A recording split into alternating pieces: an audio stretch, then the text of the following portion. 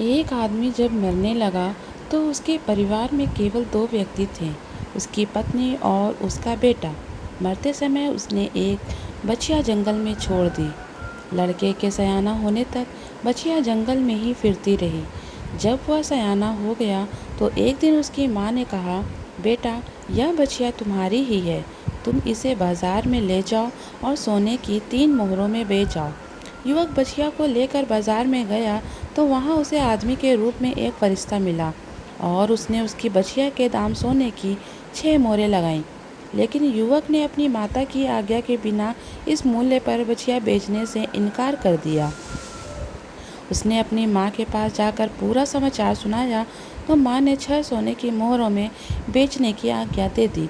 युवक इस बार बाजार आया तो फरिश्ते ने कहा, मैं तुम्हारी बछिया को सोने की 12 मोहरों में खरीद सकता हूँ, लेकिन शर्त यह है कि तुम इस अधिक मूल्य की बात अपनी माँ को नहीं बतलाओगे। युवक ने उसकी शर्त मानने से इनकार कर दिया और फिर पूरा समाचार अपनी माँ को जा सुनाया। समाचार सुनकर माँ ने अनुमान लगाया कि बछिया खरीदने वाला आदमी अवश्य ही देवता है। उसने अपने बेटे को फरिश्ते के पास यह पूछने के लिए भेजा कि हमें बछिया का क्या करना चाहिए। युवक ने फरिश्ते के पास जाकर प्रश्न किया। फरिश्ते ने जवाब दिया कि कुछ समय के बाद इज़राइल के लोग इस बछिया को मुँह मांगे दामों में खरीद लेंगे। इस घटना के बहुत थोड़े समय बाद ऐसा हुआ कि एक इज़राइल को उसके एक निकट संबंधी ने मार डाला। असलियत को दबाने के लिए उसने लाश को एक दूर के स्थान पर डाल दिया।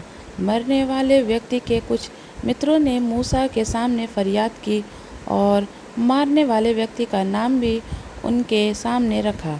मूसा ने मारने वाले से पूछा तो मारने वाले ने अपराध स्वीकार नहीं किया। अब मामला अल्लाह के सामने पेश हुआ। अल्लाह ने आज्ञा दी कि अमुक अमुक चिन्हों वाली गाय का वध किया जाए।